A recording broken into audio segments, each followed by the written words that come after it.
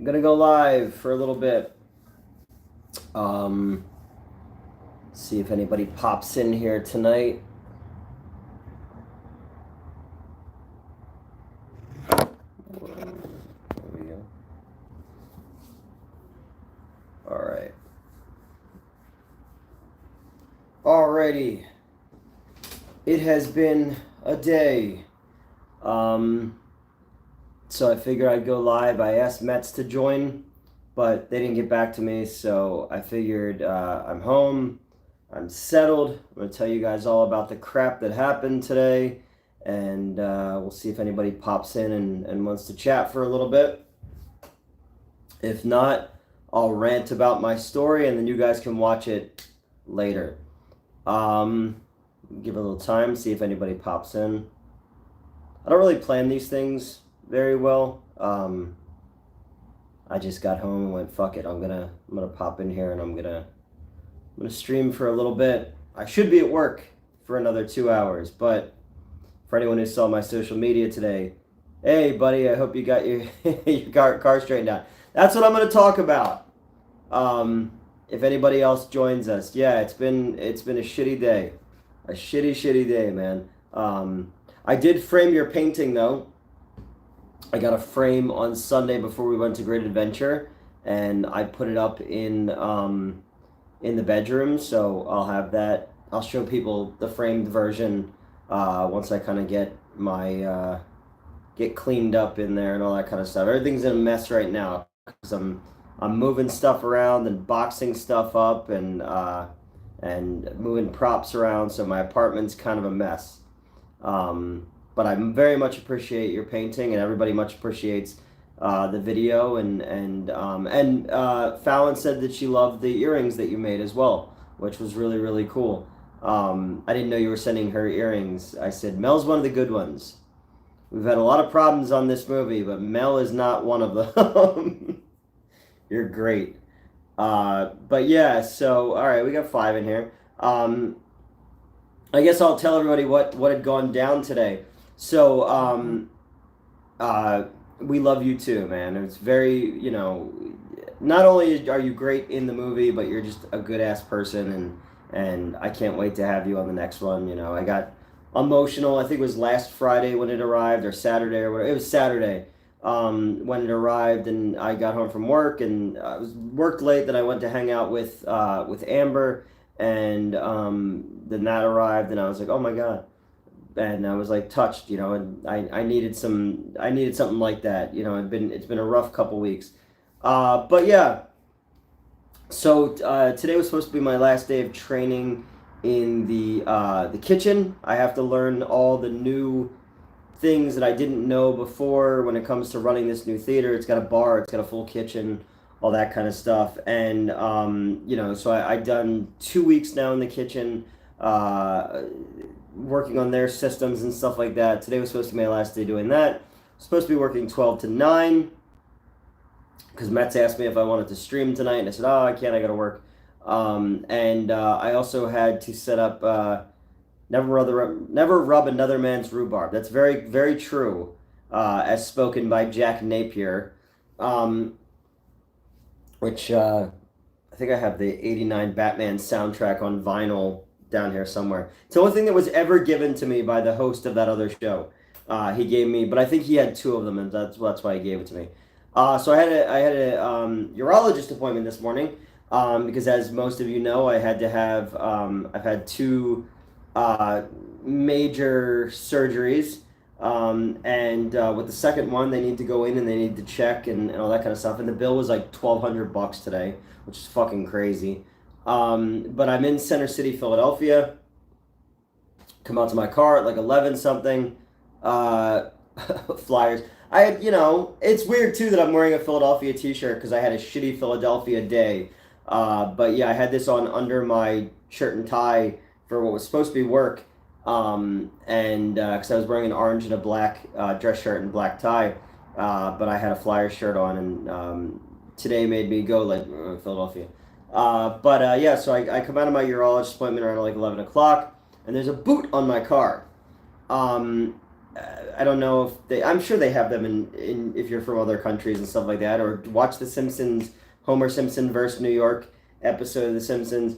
There's a boot on my car, and I'm like, what the fuck? And there's a sticker on my window, and it looks like one that I had before. 3 years ago, I had a couple parking tickets.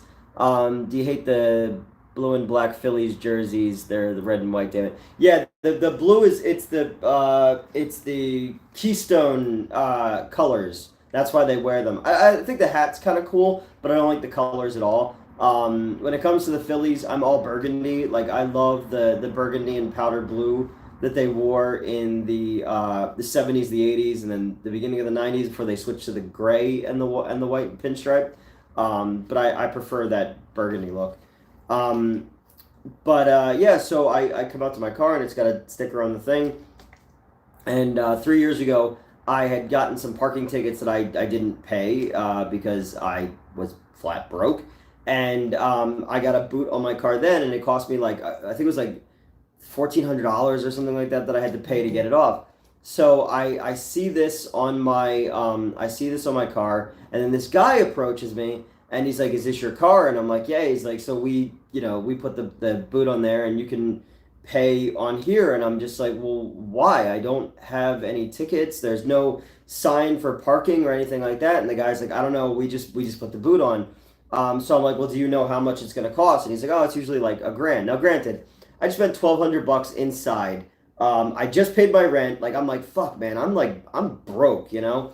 So I'm on the phone at the time when I was coming out with the investor of the movie. We're talking about some stuff, and we're getting the schedules back together for filming because we're going to be filming again next Monday, and just kind of making sure he knows what's going on when it comes to the movie, so he knows where his money's going. So he's like, don't worry about it. I'll take care of the thing for you. And I'm like, all right, dude, I so appreciate that. So he takes care of the thing for me, and then they give me one price, and it's like $1,000. Then it's like $600. And I was saying to the guys, like, well, man, I got to run back inside. Can I pay this online? He's like, yeah, just go to this thing. And I was like, it's weird. So I go on the thing, and I'm like, well, this doesn't make any sense, but I have to pay it to them to take the fucking boot off the car. And then I go on to the Phillip Park thing, and I have no tickets, no nothing. So I call the police. They took my $650 to take the boot off, but the guy's like, all right, well, we'll be back. And I'm like, all right. And I'm like, how long? He's like, oh, somebody will be back here in like an hour to 4 hours. So in that time, I'm calling the police. I'm calling the parking authority. Parking authority comes out. The police come out. And they're just like, yeah, that's not ours. This is a scam thing that's been going around. Is they get all the paperwork looks like the parking authority's paperwork, but it's not theirs. There's no serial number on the boot. There's no invoice number and all that kind of stuff. So now I got scammed $650 fucking dollars.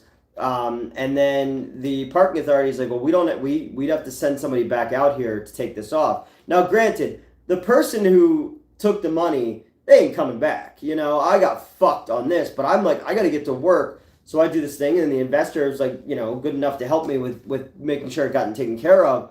But then parking authority comes back, and they're just like, yeah, we don't have we can't take this off. You're going to have to wait here. So I'm just fucking chilling at the urologist office in Center City. I think it took about 4.5 hours for them to come back with what they think would take the thing off. Now I got people on Facebook telling me like I could come down there and grind that thing off for you and be done with it. But I'm just like, I feel like a dickhead now because I should have just been like, I'm not giving you shit. I'm gonna call the police. But instead I'm like, I gotta get to work. So that sucked. But finally they sent a guy out. Guy took the thing off. I have to get a hold of the people from my job and be like, ain't no way I'm making it in tonight. So yeah, that's my exciting fucking day, man. I'm pissed about that whole thing. Like, and apparently that whole like scam boot thing is very prevalent in Philly. And the doctor, Newt's never going back to New York. Goddamn right. The pimps and the chuds came at me next, Or I should have just driven with it like destroying my wheel well and just kicking up concrete as I go home, you know. But no, so that sucked, and that's like a thing now. Like it's another thing you didn't know you had to worry about. Um, I'm very much appreciative of the investor, and then I had done some work for my producer friend the other day. So he's like, "Well, I can send you some money too for the work that you did the other day, which much appreciated." But I was like, "Fuck, man, like this sucks." And now I like now I'm like worried about everywhere I go and park, and I'm like, did I get a ticket and I didn't know it, or maybe you get a ticket and someone takes the ticket off your window. Like I'm freaking out now, and I'm going through the parking authority's website to check my VIN number uh, and my license plate to make sure that there was nothing on there, and I'm stressing that I gotta like ask somebody for money and shit like that. It just like ever, nothing can ever just be easy. I have to imagine that I'm like cursed by gypsies or something. I don't know what it is. But, I'm very lucky to have people in my life who were looking out for me and made sure that it got taken care of. And then the cops were cool about it. And then my buddy Brian was calling me because his brother's a lawyer, and he's like, let's get everything all taken care of. Um, should have bought a lottery ticket. No, I imagine if I bought a lottery ticket, like I never win anything. I've won. I think if you could see, I have three things hanging right there, and that's the three medals that I've ever won in my entire life. Um, I've never had any luck whatsoever, and if I do get lucky by chance, it always like crashes down hard on me in the end. So I just try to fly low until nobody notices. It's like aim for the middle. Imagine all the good karma that is going to hit you one day because of your backlog bag crap. I'm waiting. I'm 42 years old. I don't ever think that good things are going to come my way. So, well, you're number one in our hearts. I appreciate that. I used to believe that karma would come around, but the more and more I watch bad people succeed, and I think about like, because I'm hard on myself, and I'm just like, I haunt myself with dumb shit that I've done or dumb shit that I've said. Like I remember like so many dumb things that I've said. Um, Clogged artery of good karma could also give you a heart attack. That's right. I could have like a widowmaker, like Kevin Smith of good luck. Or if I ever did have good luck, I would die that day too. It would be like something really really good would happen, and then I would just have a stroke and die. So it is what it is. But no, like I'm one of those people who like dwells in all of their mistakes. Obviously, just look at anything I've ever said. Watch these videos. Look at my social media. I haunt myself with people who aren't around anymore, or mistakes that I made, or dumb shit that I said, and stuff like that. So I live with that stuff, and I don't ever expect things to get like. I'll never be lucky. Put it that way. I'll keep working and try to carve something out for myself, but it'll never be like, they'll never be like, look at that fucking guy.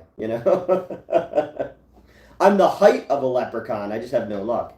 But I just wanted to jump on here for anybody who saw my social media today to just see my bad fucking luck. I had to call out of work and deal with all this crap, and then see what all you guys are up to. Because last Wednesday we popped on, Mets and I popped on for a little bit.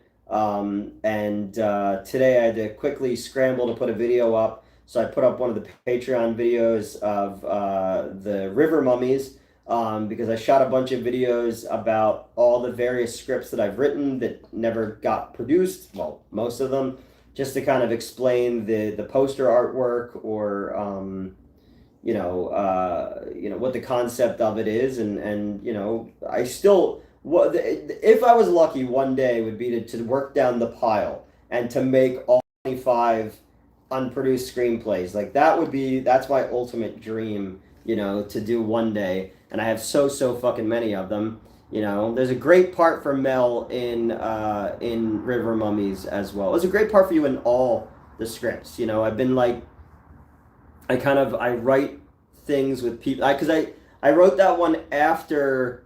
Like right after we finished Swamp Zombies, and I remember writing a part for you in that. We only worked together that one day on that one, but you definitely left an impression on us. And then you went and moved to Japan. But then while you were in Japan, I had a complete and total nervous breakdown, so you didn't miss much. Um, yeah, and but yeah, so I've just been putting up videos that we have on the Patreon that are old to kind of just have things while I'm working and you know. So today also, while I was sitting in the urologist appointment office, I rewrote all 12 pages that we have to shoot on Monday with Fallon and I because we had a lot of issues, and Mel can attest to that. That the other actresses were not saying the lines that I wrote, so there's big chunks of exposition that are just missing now. So I had to rewrite all of the dialogue to kind of match what they didn't say, so that we can get to the third act, so that it makes sense. I love your apartment. Do you like living alone? I have a place with my brother. Whoa. Yeah, I've pretty much always lived alone. Um, I yeah, the my downstairs is a little bit more. No, actually, my entire apartment is just old movie posters and nerdy shit and movie stuff. You know, my all my books and Bowen superhero statues and film gear and all that kind of stuff. You know, definitely not the apartment of an adult man. I lived with a couple ex-girlfriends lived with me over the years, but for the most part, I've always lived alone. You know, and well, I don't live alone. I have that useless sack of crap. What are you doing? I have a cat. She's pretty useless. She's laying completely legs akimbo behind me right now. But no, I sometimes I wish I lived with people. I get very, very lonely, you know, and you know, for the most part, the only people who've ever been here since I've lived at this apartment have been Melissa, not Melissa the actress, but other Melissa, Metz, the Amber Silverman, who I used to date, who used to live with me, has been here a couple times. And Madeline stayed here a couple times. But for the most part, people don't really come here. Like my old apartments, I had more people around. Is Monday the last filming block? No, after Monday, we've got about 4 more days left. I've got 2 flashback scenes I got to shoot in one day. The third act is going to take some time. And then at the end of the month, we have to go up to North Jersey to film the kaiju monster, you know? That's cool, man. Yeah, I you know, I moved out when I was really, really young. So, and then, yeah, so I didn't really, I haven't lived with like a sibling since high school. And then when I moved back from Arizona, I lived at one of my dad's rental apartments for a while, and then my dad would crash there a lot back when he used to talk to me and stuff like that. And then I moved an ex in with me. I lived with the redhead lived with me for a while, and then when I was with Christy, who we were engaged, we lived together for a couple years as well. But for the most part, it's always just been me. And then for the last 7 years, I've had the cat. But it's good when you can like find cool common space with people and you know, respect each other's privacy and space and all that kind of stuff. You know, when I lived with exes, we were on very different schedules. So, are you gonna film in AZ? Yeah, I'd love to. Race is moving to Mexico, and he had a spot in Arizona, but I do have a lot of friends in Arizona. I was supposed to go to Arizona this weekend for Tucson Comic Con, but because we have to film on Monday, I had to cancel that. So I'm hoping to get out there in the fall for TerrorCon, but I'm not sure because we got to finish this movie and then jump directly into Vampire next, and then sometime in the winter, I'd love to visit. Arizona's awesome. I lived there for about a year in Tucson with Amber, and I really, really enjoyed it there. And then that was in 2013, Then 15, 17, 18, and 19, I went back every year for the for the Tucson Comic Con. I love Mike and his wife Teresita that run it. They're just the coolest fucking people. It's just a lot of, I love it out there. I think if I could live anywhere else, I'd probably move back to Arizona. It didn't work out when I lived there. Amber and I, we broke up when I lived there, and then I moved back here, and then she had some problems, so I moved her here with me when she lived with me in 2015, 16. But yeah, so I love Arizona, but I'd love to go back out there and film. I think we have the one producer that I'm working with has a setup in Vegas. So we got some locations out in Vegas in the desert we can film at that I think would be a lot of fun. And then I know that we have a setup in Florida down in the Keys that we're going to be shooting a movie in eventually as well that I wrote a long time ago. So did you say Race is moving to Mexico? Yep, he's moving to Mexico. I think he's down there. I think it's by the end of this month. He's moving at the very, very beginning of next month. I called him the other night when I was driving home from the studio space to kind of tell him some big fucking news. That there's only 3 people know this right now, and when we finally do announce it, it's going to get mainstream press, and it's probably going to be the most, outside of the plagiarism thing, it's probably going to be the most mainstream that I've ever been attached to. So I can't wait to talk about that, but I can't yet because there's a lot of legal stuff involved with it. But it's going to be. It impressed me as a big film geek to find something out that I'm gonna get to work on. Yeah. I too love the desert. Yeah, man, we need to go out. Like Mel, I want us to go do like a sci-fi version of Faster Pussycat Kill Kill. Like I'd love for us to do like a Russ Meyer movie. I think we would all, the people who we've kind of gathered on this one, the people who aren't going to be working with us again, and some new people, I think we're going to have a lot of fun. Like Zoe, who we met on the last shoot. You weren't there for that one. It's when Darcy Dana was here. She was great, and she's going to work out really well with us. It's just about fine-tuning who we have and who works well with what we're trying to do and isn't drama, and you're nothing but a fucking good time, man. Like everybody's had nothing but amazing things to say about you, so I'm excited to bring you back for the next one, but more so I'm just excited to show people this one. I'm working really, really hard to make this different, and we definitely didn't get everything that we needed on this last one, on this last shoot, so a lot's gonna have to come together in the editing room. But I watch a lot of these movies on Tubi and on Amazon Prime and stuff, and I'm like, I could do better. Like it's already better than that, Oh, that's right, you did meet Zoe before. I forgot about that. Because Metz knew Zoe as well, so I was just like, oh yeah, people know her from other stuff. But no, it's like, we got a lot more to do to make this one work, but I'm adding more monsters to it and rewriting scenes.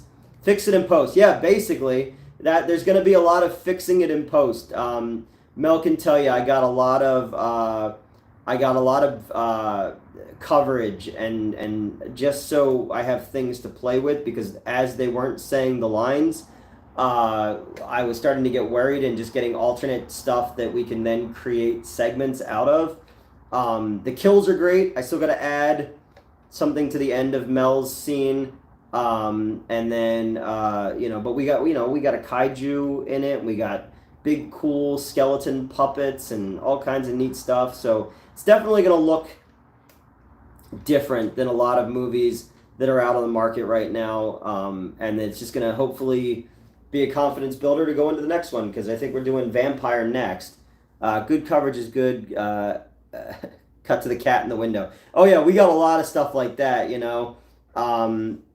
I thought when you said the cat in the window, it's because Elvira walked by and she's sitting over here I took my shoes off. She's laying on my shoes now. It's fine. I don't need to put those back on. But yeah, just tried to create scenes in the moment because we weren't able to get things. Then the weather sucked too, so we weren't able to get some of the stuff that we needed because of the weather. But for the most part, the stuff I still need are people who live local, so we don't need to fly anybody back in here, and we'll make it work. I added a bunch of exposition today that I wrote, and it's kind of bridging the gap to the third act because I got to rewrite the third act. But once we get there, I'll feel more confident, and I'm gonna sneeze. Thank you. Because you sounds cool. Yeah, I'm so excited to shoot that one because again, it's just one of those things where it's like when I started writing it and I was like, I want this movie to end with a kaiju, and people are like, how? It's a pool toy movie, and then they read it and they're like, all right, that kind of makes sense. I don't care if it makes sense or not. I grew up loving monsters, giant monsters, whatever. So any excuse I have to put a kaiju in it, why not?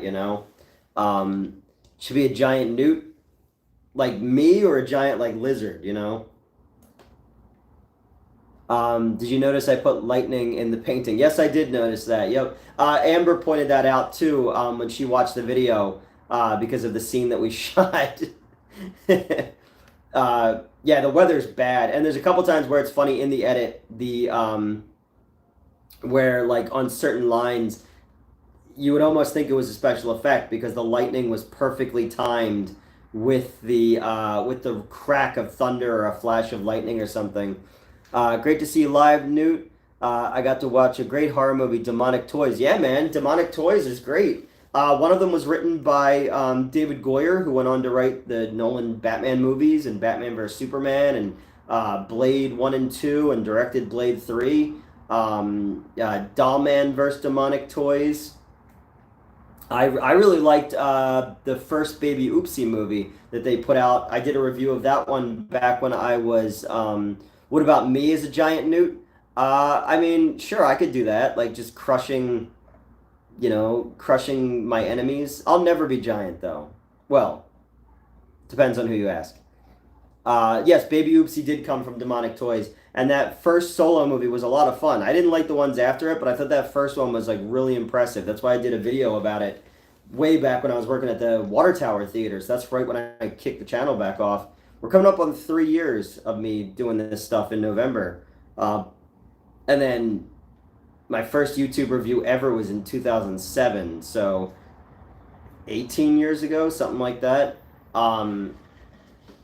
Yeah, so but I don't know. Yeah, we'll get more giant monsters and stuff, and monster suits in general, and whatever I can work into stuff. And the next one's good. Hey, what's going on, man, Hunter? The next one is gonna be Vampire, which is about a vampire van that's using the blood of hit and run victims to bring back Dracula, and we're working on getting Zandor Verkov, who was Dracula in 1971's Dracula versus Frankenstein. To come and play the disembodied head of Dracula. And then we're going to try to add some more cameos too to Pool Toy as well. Because we got Diana Prince, Darcy the Mail Girl, and we have 2 or 3 more spots where we can add one-day cameos. And, the producer I'm working with is willing to put up the money for it. So, yeah. You directing that question? Am I directing? Yeah, I'm going to direct all of them because it saves us time and money. I'm also going to be editing, which I've never really done before, but I'm learning how to do it. I've never really needed to because I always had, I had the guys from the other channels and stuff like that were able to do that stuff. But I'm going to do a very rudimentary edit, and I because I knew I was going to be directing it, I write with all my own stage direction in there, and I know you're not supposed to do that, but I write it the way I want it edited together. So when other people read my stuff, they're like, don't do that, You could get Deep Roy to play a crazy, sleazy character. I love Deep Roy. Especially in Eastbound and Down Season 2 when they're in Mexico. He's so fucking good in that. But yeah, no, that's so I'm doing all that, and then I'll direct the next one, and then The investor out in the Dakotas sent me pictures of a location that he has access to, and he wants to do a post-apocalyptic movie. So I've been asking him a bunch of questions about that, and I've been kind of coming up with some ideas and kind of going through old scripts of mine when I have time. Because again, I don't sleep, especially of late. I've been, again, like I said about haunting myself. I have just been having horrible dreams, and all of my Facebook flashback stuff is like good times I had with other people, and it's just making me sad and miserable. And I'm trying not to look at that stuff. But yeah, so I've been looking at some notes to do a post-apocalyptic movie, and then we're gonna do the sci-fi one once the sets are all situated. We were over at the studio space the other day, and used the dreams for scripts. I don't know. Some stuff is a little too personal, but like I wrote a script for my buddy Cameron recently, where I definitely poked fun at some former co-workers of mine, to the point where like I had to dial some stuff back because while he was laughing his balls off from it, it would have been way too obvious to people as to who I was, parodying.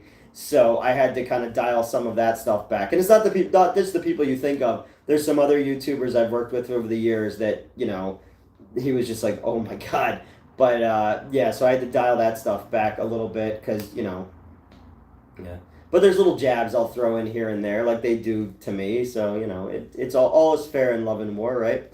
But I try to keep things more light and fun and sleazy and cheesy. There was a whole thing recently where some people who I worked with recently, who I thought I was friends with still, were talking shit about Schlock.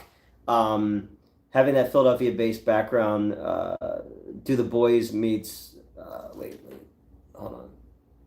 I missed what you said there. Having that... Wait. I'm trying to not move this thing. What did Boys Meets World mean to you at the time? Oh, what did Boy Meets World mean to me at the time? I didn't really watch it. I remember when it first started, because again, it being set in Philadelphia. I thought it was kind of cool that they would talk about the Phillies and stuff like that. But I was never like a huge fan of the show. Like there was their Topanga, and like Minkus was the nerdy kid. I didn't really follow it that much. I was never really a wasn't Snick. What was the other thing? TGIF guy. I remember watching some of them, but never like being a huge fan of it. I watched like Joe Bob Monster Vision and Rhonda Shear USA Up All Night. And I don't know. I wasn't really home. Let's Get Hard. Oh, I'm always hard. The Cat Ghoulie needs its own movie like Baby Oopsie got. I just want more Ghoulies. I think more Ghoulies would be awesome. But when it came to all like the TGIF stuff, I wasn't really home on Friday nights. I played sports. I played travel sports, and then I was always at the movies.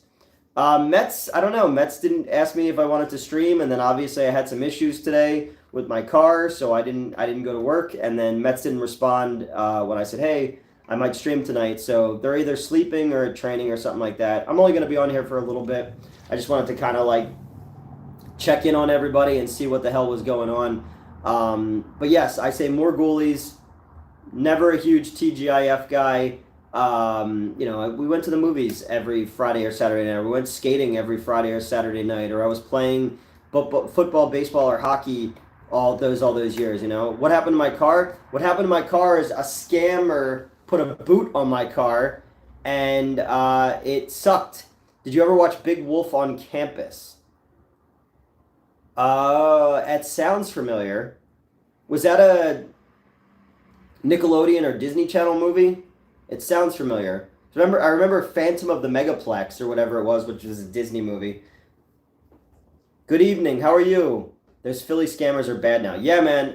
It was a whole fucking thing. There was a boot on my car when I came out of my urologist appointment, and they said that I owed $600 to get the thing off. And then when I checked, there was no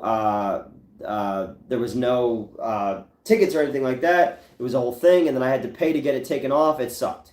And the cops won't do anything. No, I filed a police report. The parking authority came out. They didn't have the tool that they needed. I had to get paid to get it taken off. Thankfully, the investor of the movie helped me out on that one, because I've been paying through the nose on bills recently and shit, and I'm just like, and then the urology appointment today, it cost me like $1,200. So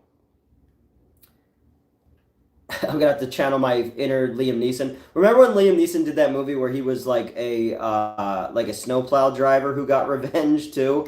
It was like Taken meets Mr. Plow. No, I told the the urology doctor was like, yeah, sadly this has happened here before, so they know what's up. But a couple people told me how I can get the boot off if it's not like an official one. So whatever. I'm just gonna try to. I don't have to go back over there for a while. So, came out right after Liam Neeson fought the wolves. Yeah, in The Gray. Remember The Gray? And then that scene was literally like the last shot of the movie. And I was from the dude who was supposed to do Daredevil as a movie set in like 1981 New York, which would have been really really cool. I saw The Gray in the theater when I lived down the shore. Take care. All right. Good night, Mel. There goes Mel, everybody. World famous actress. So Taken is a Home Alone prequel. Liam is the old man who salts the sidewalks. That'd be kind of cool, right? Well, no, because he's the hero at the end too. He hits the wet bandits with the snow shovel. I haven't seen that movie I haven't seen either of those movies in like 30 years. I really need to go back and rewatch Home Alone 1 and 2. I did see the third, whichever one had Scarlett Johansson in it. I saw that at least 3 or 4 years ago because we watched it for the other channel, and then we never did a review of it. I don't remember why we watched it, but it was pretty terrible. It had like French Stewart in it and stuff.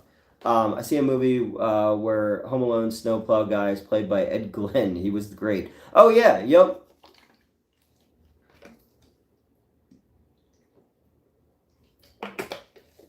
But yeah, Mets didn't get back to me. Harold and the Purple Crayon. You're mixing up 3 and 4. Which one had... 4 had French Stewart and 3 had Scarlett Johansson? 3 was the one... 3 is the one with not the original kid. Okay. I don't remember. Home Alone Last Blood. Yeah, that's the one where he takes on the Mexican cartel in a mine to the Doors music, right? That's the last Home Alone movie. Because they like give his not niece like heroin and make her like a prostitute. That last Rambo movie was like so depressing. I like the one in Burma.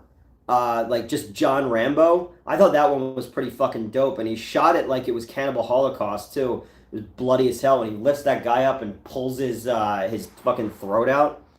Why don't they ever reboot Home Alone? They did. They did it with that fat British kid.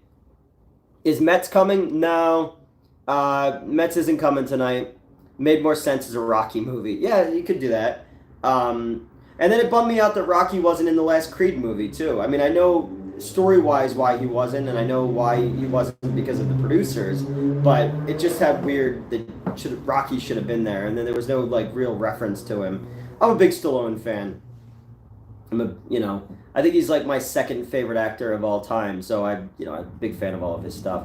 How's Melissa? Is she still hot? Of course. Melissa's super hot. We went to Great Adventure on Sunday. She has season passes, so she got me a discounted ticket, and we went on all the rides and stuff like that. It was a good time. Bullet to the Head is a good movie. Yeah, I've seen Bullet to the Head. I like that one. Have I ever watched Tulsa King? No, but everybody keeps telling me if I like him, I need to. The Terminator animated series drops tomorrow. Any thoughts? It's anime style. I saw the trailer. I don't know anything else about it other than that. I'll watch it eventually. I don't usually there's very few things now that I'm watching like just as they come out. You getting surgery? I had 2 surgeries. I'm waiting on some results about for the scope that they gave me to see if I need to go back in and have another one. But right now I'm good. But with my luck, especially how things went today, you never know. That could all change tomorrow. Will you watch Strange Darling? I like the actors involved. I like Kyle Gallner or whatever his name is. He was in Red State, and yeah, it looks interesting. My theater didn't get it. We got The Crow, and that was too depressing to even do a review of, so I didn't bother. I'll do Beetlejuice next. What's up, Newt? Finally started writing and stay motivated. A new idea I thought of is an endless summer, but it's a never-ending vacation trip. Uh, Never-ending vacation. I don't know if I want that. Sometimes I just want to go home and be left alone. Blink Twice almost got banned. Well, it was originally going to be called Pussy Island. But how did it almost get banned? And I didn't know that Zoe Kravitz and Channing Tatum were a couple now. The new Crow movie is almost as bad as the old Crow. Like the 94 one? I love the original, the Alex Proyas Crow. I even am a big fan of City of Angels. I think the weakest point of City of Angels is the guy playing the Crow. I think everything else in that movie works really well, but the actor they picked to play the Crow, he was in that movie in Africa with Kim Basinger. He's really bad.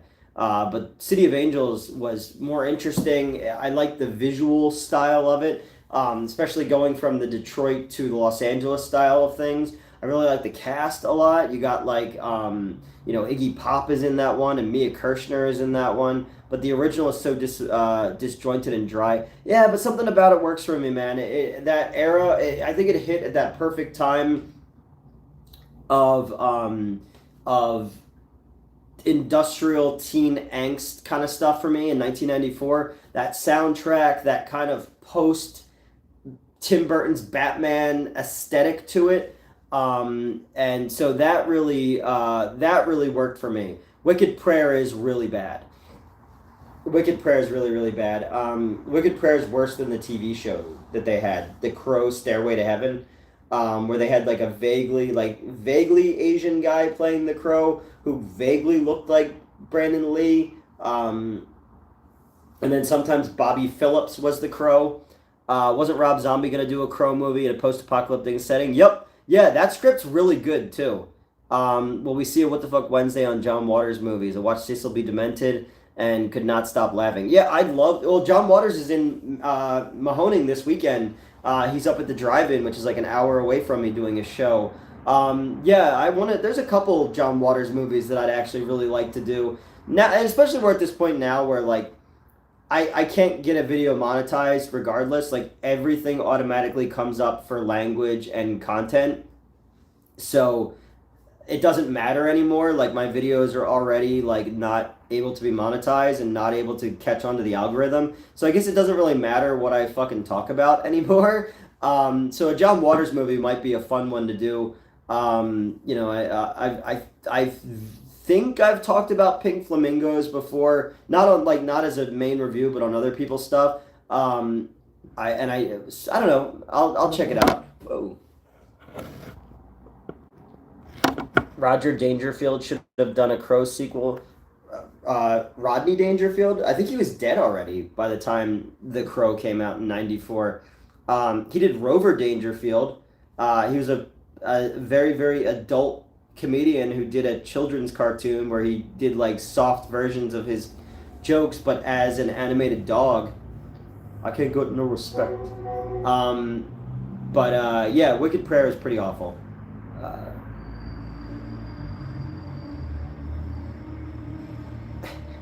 Which one had the sloppy, drugged up Edward Furlong? I think that was Wicked Prayer. It's because of the Barbarian review, Shadow Ban. Yeah, unfortunately. I always confuse. Well, they have a very similar style, Rover Dangerfield and All Dogs Go to Heaven. They both have that kind of Don Bluth style. Because around that same time, there was like Rockadoodle came out and We're Back, the dinosaur movie and stuff. We've been shadow banned for a while. I've noticed that there's no growth, there's no views anymore. It doesn't matter. You probably noticed I put a lot less emphasis on growing the channel and more on just like keeping it stable. Like this channel's hospice care now, just to kind of keep up with you guys because I genuinely like talking to all you guys and I consider you people to be my friends, and my weird parasocial relationship that I have with you people. And then putting all of my focus on obviously work and getting the movie stuff situated. And again, for anybody who's joining us, I got some news on Monday, which when I'm finally allowed to talk about it, you're going to be like, what the fuck? How did that happen? And given, given the amount of times that, oh my God, what the fuck? Like it's sitting on a thing, but it's just not sitting. There we go. This thing is kind of a joke, but it will get mainstream, looks. So I'm pretty excited when we can finally do that. And yeah, give us the news. I can't. I'm not allowed. We're still legally working through the red tape of this thing, but I may have the rights to an IP. You don't have to whore yourself out to the algorithm. Talk about what you want to talk about. The movie stuff seems to be coming together. Is it good or bad news? No, it's good. It's very good news. It's like when the producer sat me down and put the manuscript in front of me and said, "We own this," I literally, like, when I was going through it, my hands were shaking because it's the original. And I can't talk about it. And if I keep going, I'm going to hint something, and I can't do that. But yeah, if all goes well and all the legal stuff works out, I will get to produce a sequel. Toxie's back. No, not that. I won't. I'm never allowed near anything trauma. As we have Amityville vs. the Galactic Samurai Schoolgirls, which I wrote and produced. Is at Trauma Dance. I'm not allowed to go because Screenwave Retroware is a sponsor on it, and they're doing the video game, so I'm not allowed at any of their events, so I'm not allowed. He is, but they're giving money, so I'm not allowed to be there. So my thing will be there, but I won't. No, this isn't, I wish I could get a Toxic Crusader or a Toxic Avenger or a Darkman or something like that. This is way more obscure, but if you heard it, you would go, holy shit, that's amazing, and holy shit, this is something that Newt's talked about 100 times before on other channels throughout the past. Yeah, and there's a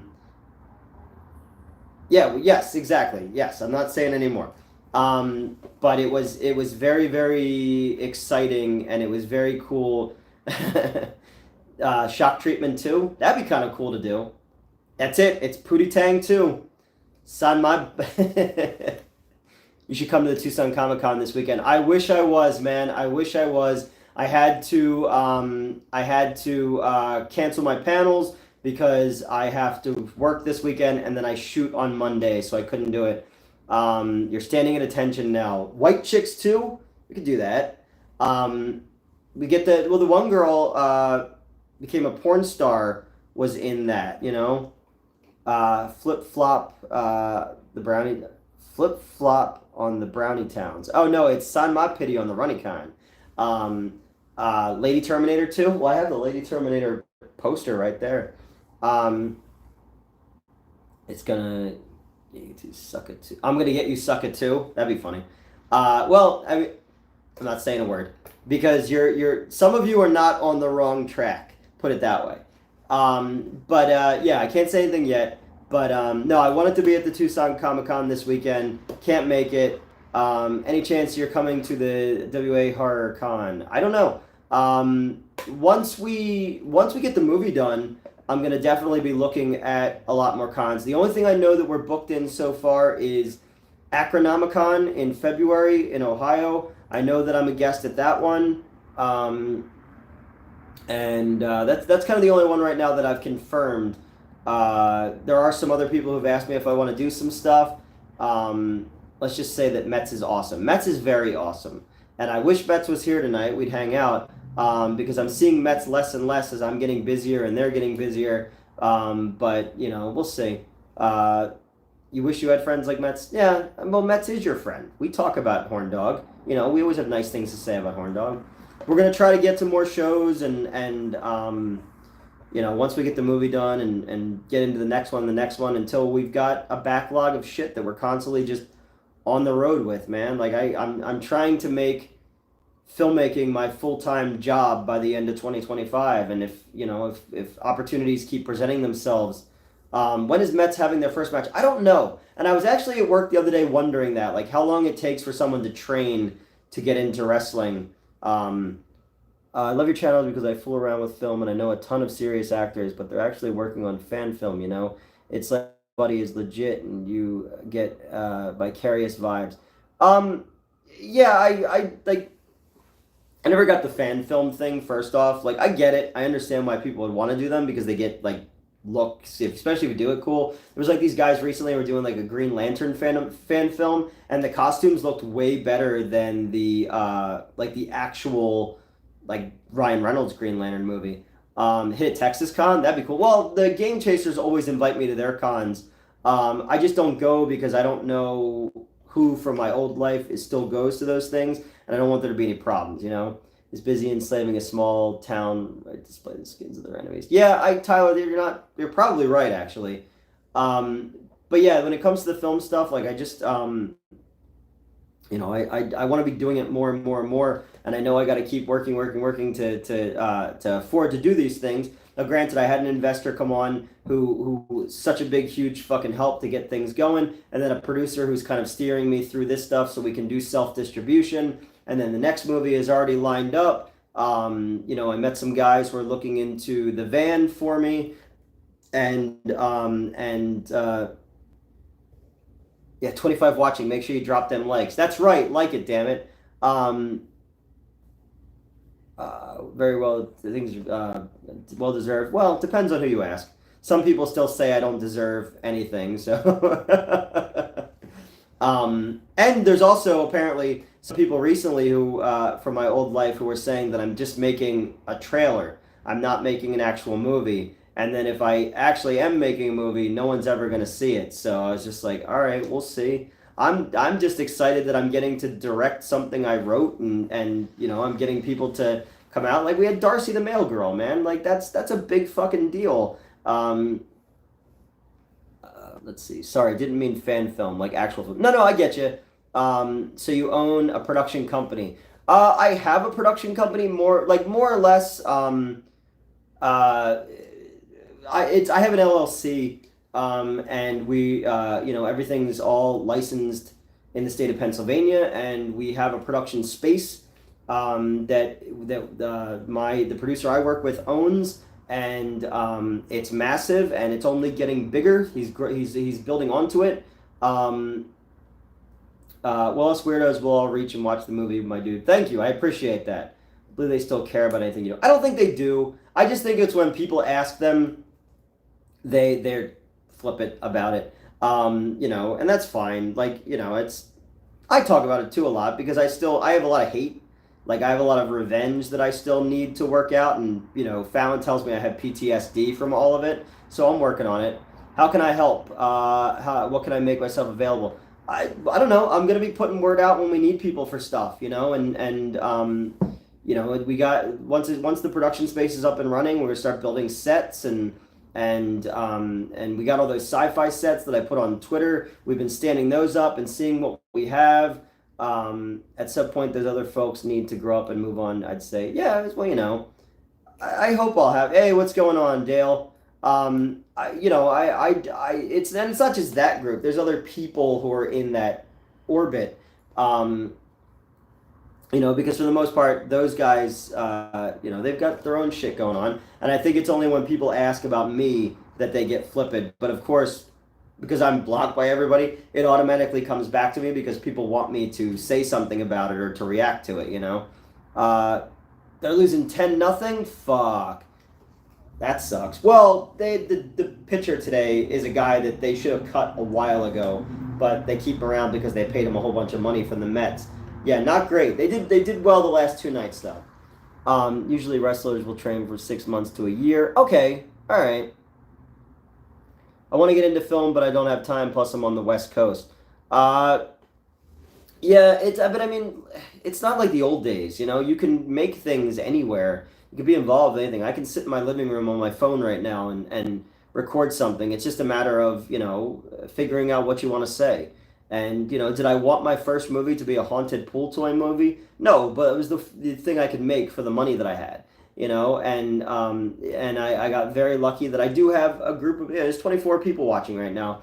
I got very lucky that there are people who still watch what we do. I got lucky that somebody wanted to put some money into it. I got lucky that I have actors and crew people who I'm friends with will come out and just do the stuff that I want to do. Like again, like on the last set, well, both sets, I've had like four ex-girlfriends that are all there working together, and it's just funny and weird and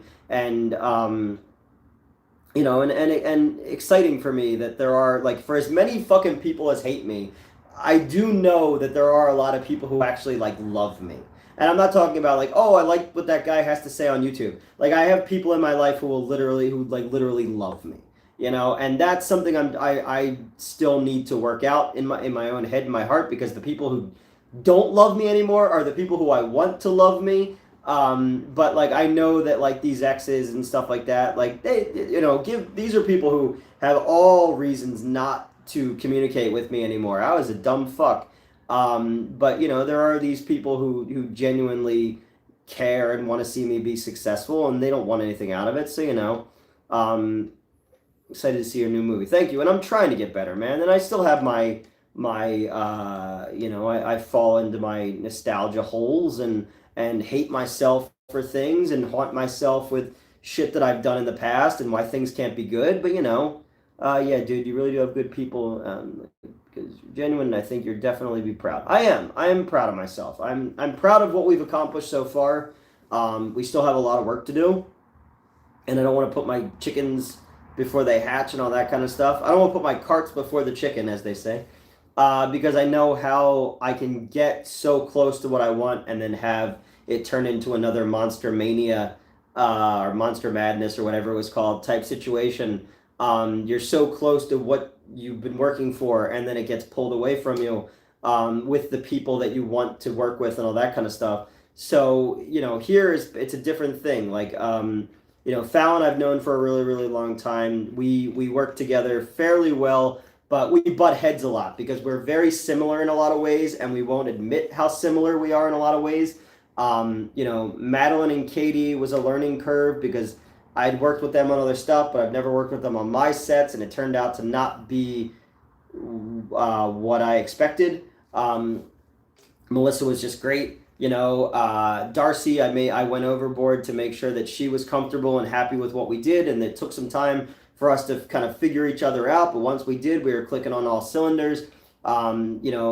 Crew-wise, again, like I said, it was nice to have, like, Metz was there, and Race was there, and Marotoso came out from Chile to come work on the thing with us, and then I've got ex-girlfriends there, and all this kind of stuff. So there's people who kind of know me and know how I communicate, because I have a shorthand with people, and I don't stop and explain everything like a good manager. I kind of like explain it in nudisms and then hope that people understand what I'm trying to say. But all of our footage looks really good. Like, I'm so happy with the lighting that we came up with. Mark and his wife, I made them a Bible before we shot of like the color design that I wanted this movie to have, and I pulled all these examples from things, and then they were able to build the lighting cues that I needed based on that, because I write it into the script on all of them.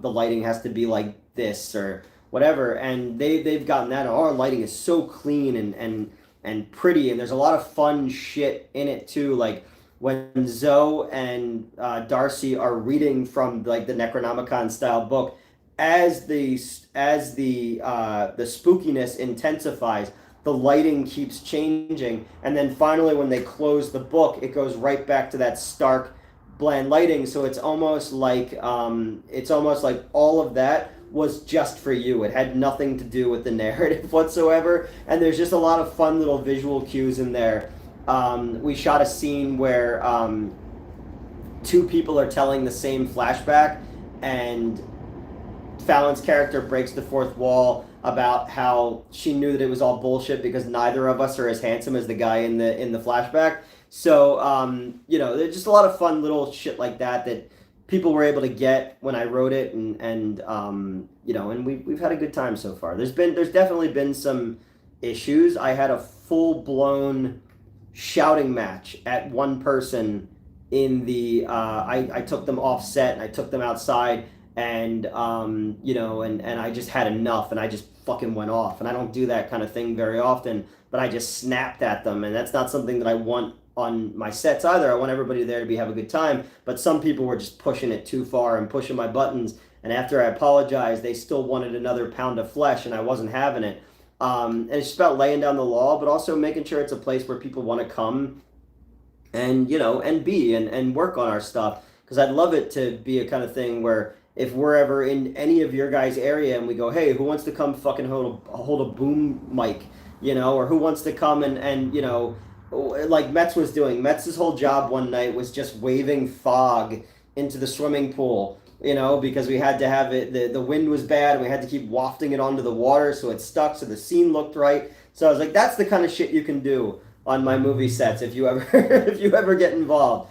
And occasionally there'll be hot bikini girls. Unless you look on Facebook, where people who I've worked with recently were apparently saying that I'm disgusting because I put girls in bikinis in my movies, and Schlock is so below everyone who makes film, and I should be ashamed of myself. I'll watch your car. Yes, you need to watch. Somebody needs to. You need a new translator on set. Yeah, sometimes I do. But again, I'm not used to it because I worked with the same people for 20-something years,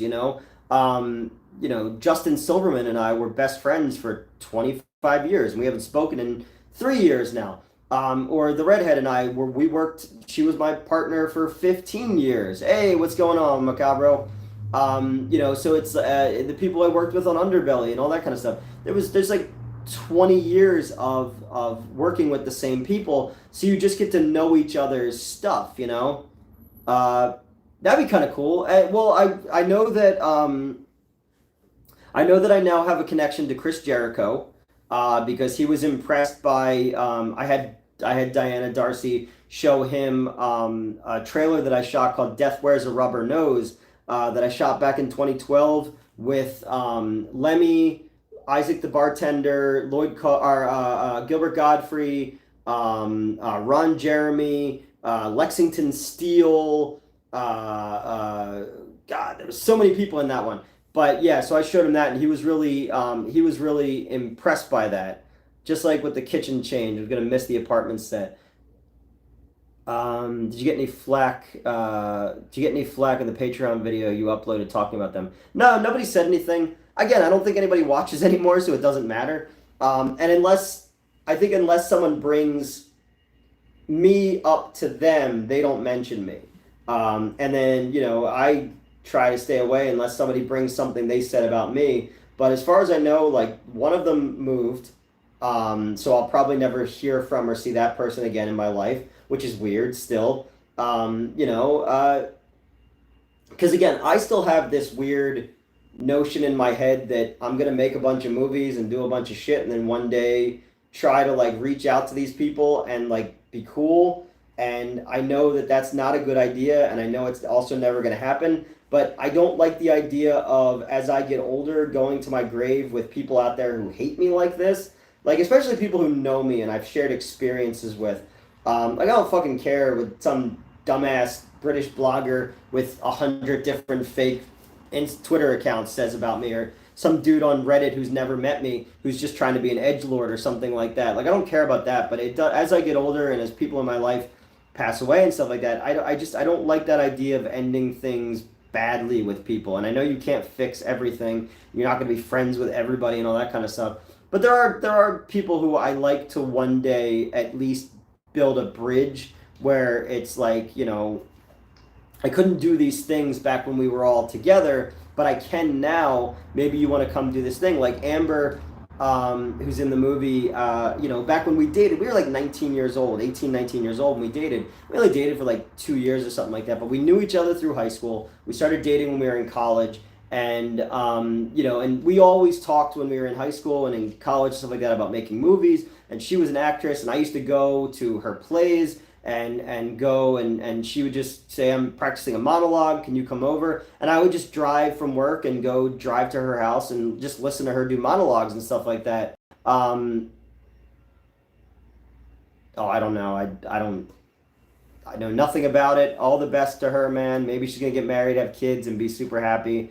Good for her, man. But I know that, like, my ultimate goal has always been, like, I've been promising people that we were going to create something, and I was never able to create stuff with people, and I'm getting closer to being able to create stuff. And they say, meet new people, surround yourself with better people. But I do think that I can unburden a lot of stuff by just paying back the promises that I made. And that's kind of what I've been working towards the last 3 years is, A, to vindicate myself, to be better mentally, physically, all that kind of stuff. B, to prove that I have my own original voice, that I can create things on my own, that not everything I do is plagiarized, as everybody says. And then to kind of pay people back who did believe in me, to create art and to incorporate them into that art and say, look, it wasn't for nothing. We're building something here, and it's taken a lot longer. So that's what I'd love to do one day. And there've been a lot of people who I've reached out to who they're not from that world, they're not from the YouTube world, but they're film people, who I used to work with when we were all coming up and trying to do stuff. And I said, oh my God, we're gonna do this and this, and I was never able to do it. And now I'm almost in that place where I can hire them and pay them like an actual rate. Like, that's been the biggest thing, is on this movie, everybody's gotten paid properly. When it comes to the places I used to be, you got paid in exposure, and in the winter you can die of exposure. So like, that's been the biggest thing, is like, I don't really have the money. The investor gave me a good chunk of change, and it's been hard to can I pitch you a movie? We Rush the Market version of RFK Jr.'s story, Brainworm Dead. Yes, do it. Oh my God. Yeah, I didn't know anything about that dude, and I was reading the brainworm thing, and I was like, what the fuck? Like, maybe just don't say certain things out loud. But yeah, no, just kind of like getting to a point now where, as projects come together, it's not like a make people jealous kind of thing.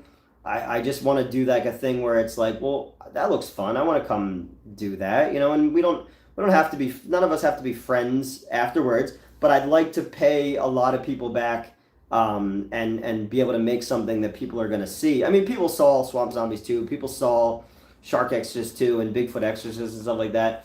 But I'd like to do something that everybody's like super proud of, and so that's my long-term goal, is to eventually be able to kind of like at least say I tried to fix certain relationships and stuff like that, and along the way continue to build with new people and create new relationships and new cool shit, and fuck people who make fun of. I also would like to tell you a crazy dream I had that could inspiration for a movie. Okay. Careful though, remember, I'm a plagiarist. I might steal your idea. Yeah, I don't know. I think that there's a lot of neat stuff that's coming. I just got to finish this one first. And then I'm also finishing up my parts for Were Shark, the last Donald Farmer movie that I'm part of right now. I've got like 4 scenes for that one. I'm almost done all but one of them right now, and the last one is the big one. So I got to get that together. Yeah, we got a whole bunch of shit still coming. It's like, have you ever tried writing out your comfort zone, like a comedy, drama, romance, something you wouldn't usually? Yeah, that's the whole thing that people don't know, is I wrote a romantic comedy for somebody recently. I wrote a queer themed thriller for somebody last year. I wrote a kids movie for somebody. And it's not this. There's certain things that my name is not on, because obviously, certain people are still connected to people who don't like me anymore. So writing I did on it, I got paid for, but I'm never going to get credited on. But I've written all kinds of stuff, man. Like I wanted to be Kevin Smith when I first started writing stuff. Like I wanted to write like those like really pithy relationship based drama comedy type of things. Like I wanted to write my Chasing Amy. But I've written a little bit of everything. It's just schlock tends to be the thing. It's the easiest to kind of get. Do you ever write with a partner? I write for other people. They'll send me a draft or they'll send me an outline and then say we need these scenes done. Robbie Lopez from Crude Cinema. I wrote Strange Toys, Cult of Blood, River Beauty, Scissors with him. And Cult of Blood is actually up for pre-order right now.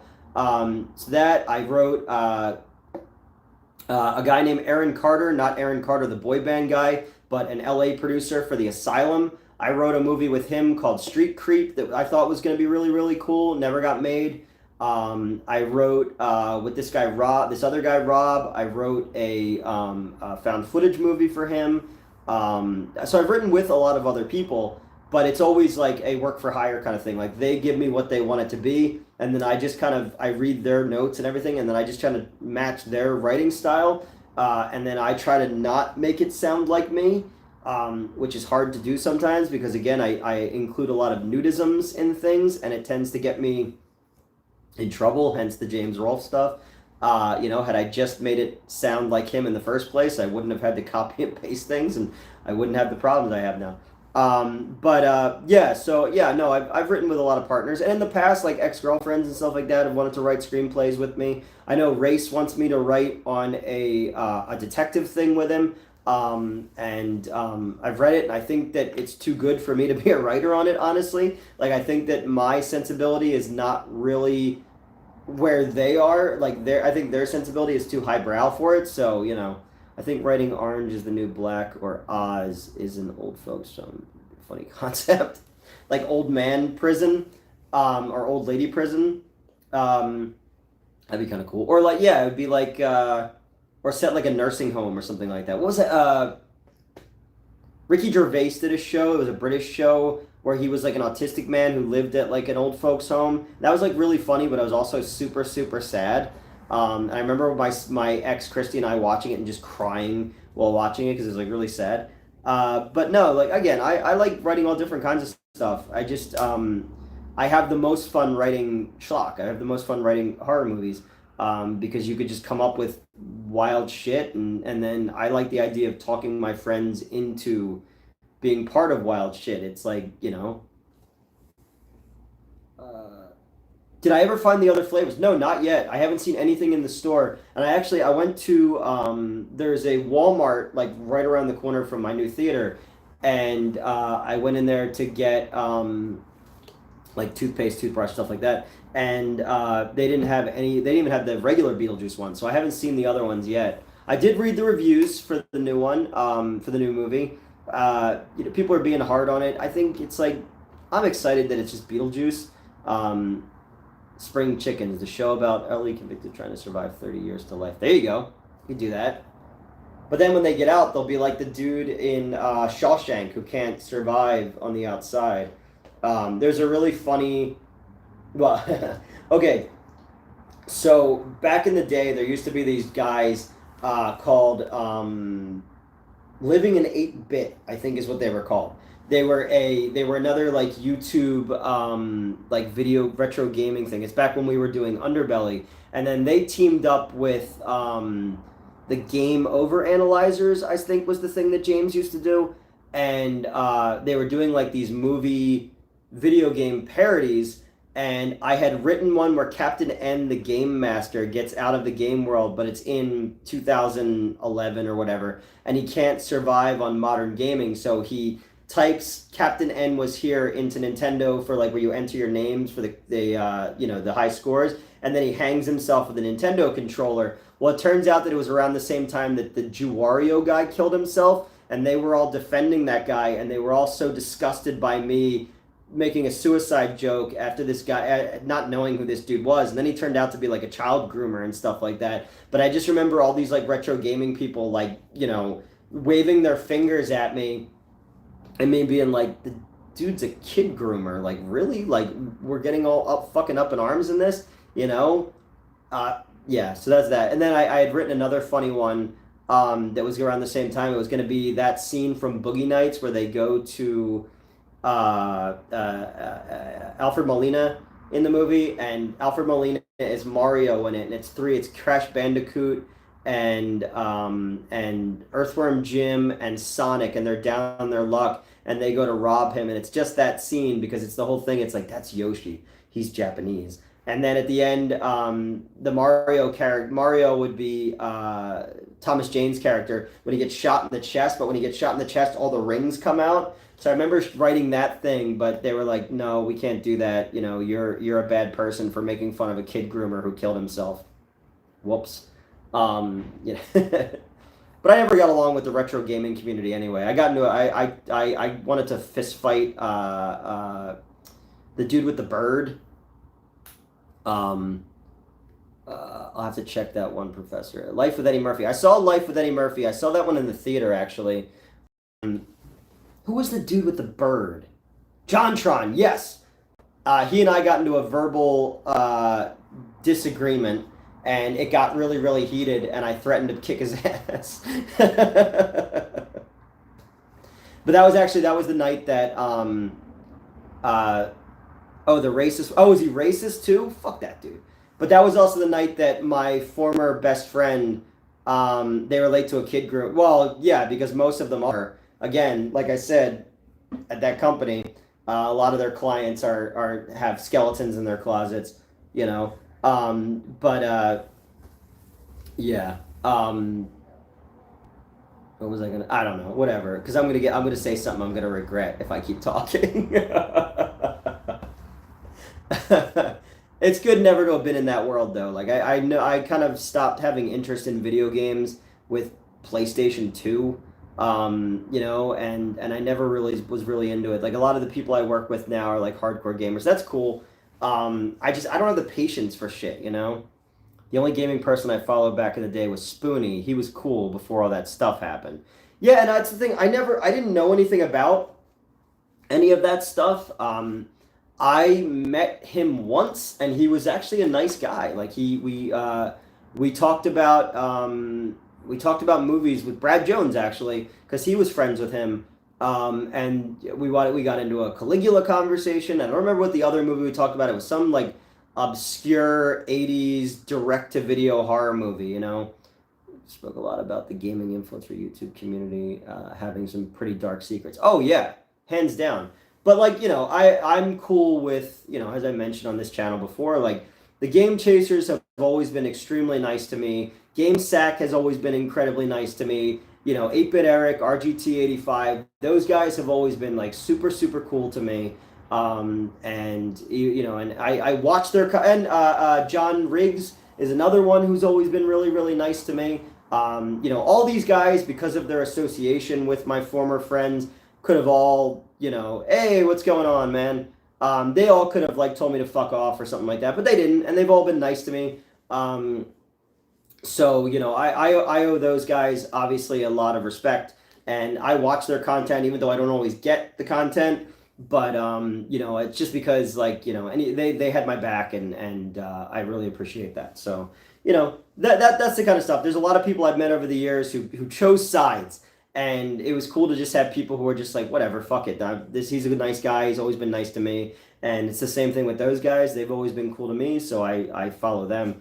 You know, and that's all I ask for. You know, it doesn't all have to be fucking politics and stuff. YouTube is not the real world. How does RGT have so many videos? When did he even plan on making this? I have no idea. He streams a lot too, because I know he's a big New York Knicks fan, and I'm a 76ers fan. So we're in like a little group chat and stuff like that, and we'll always be sparring over sports and shit like that. You know, when we talk, it's usually not what's going on? Wi-Fi's a shit show. What's up, Newton? No, nothing. How are you, Ruben? Yeah, it's we rarely talk about video games, like because they know I know nothing about video games. So it's usually about sports or women or cars or movies or shit like that. So never has to dwell on, you know, the angry video game nerd or anything like that. So yeah, and I think I did a video about the Game Chasers movie. I think of all the YouTubers movies, like channels that movies, I think theirs is the best one. I had a lot of fun with that one. So you should go buy it, and then tell them that Newt from Schlock and Awe Films told you to go buy it. I thought they did a really, really good job with that. I'm getting off work, so good day to everyone. Have a good luck with the future movie, Newt. Thank you. Future movie. Oh yeah, I still got another month before I got to worry about that. I'm just slowly like isolating things in my apartment. Um, Rest of the day off, working 7 days a week is getting old. Yes, it is. I was supposed to be 12 to 9 today, but obviously the situation with my car impeded that. So I had a random ass day off, and I had off on. What's up, everyone? Hope you're well. Hello, Roy. How are you?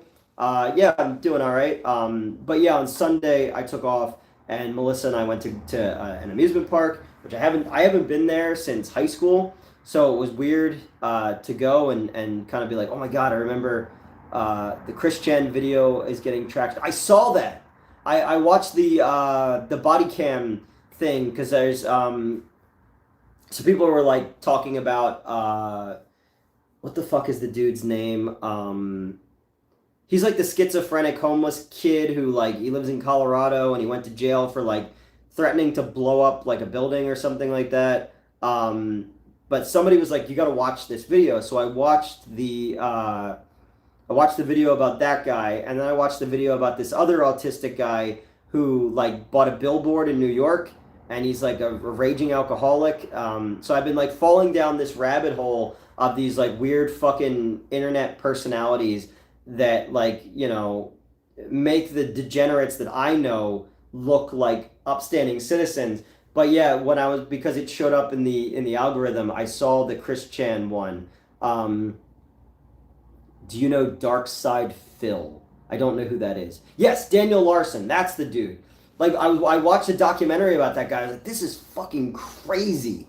Who's the other one? Fuck. I saw another one of this other dude that I'm like fascinated by. What a fucking weirdo he is. He like thinks he's like a shape-shifting werewolf vampire. It's just like these like social media like is the social media and anime have like ruined more white dudes' minds than anything. But yeah, just falling down these rabbit holes of watching these like what's the leaping lemur or something. He's this dude who does these like videos about these crazy people, and I'm just like, holy shit, like whoa. Whenever I feel bad about myself, I just watch these people and I'm just like, all right, I don't got it so bad. Some of these people are like legitimately like, you have like people who like Reddit people who call me mentally ill, and I'm like, come on, really? Like compared to this, move this over here so maybe it won't fall again. There we go. I'm taking things down, so I'm moving stuff around. So I took the Inframan poster down, but then I thought it'd be weird to just have nothing there, so I just stuck it there right now. So it's not even, if you have, like, don't worry, it's there. I'm starting to move things around here, so you'll notice that's off-centered. Probably didn't even need to explain that, but whatever. I'm weird like that. But yeah, no, so I don't know who Darkside Phil is. I don't know, there's a bunch of them. I start watching some of these things and I'm just like, who the fuck are these people, Like, what do you think, Elvira? Yeah, I know. What? Okay, that's fine.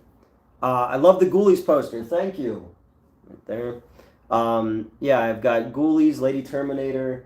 You don't usually get to see this side over here. I've got up and down the steps here. I've got things as well, and then I've got stuff on the first floor.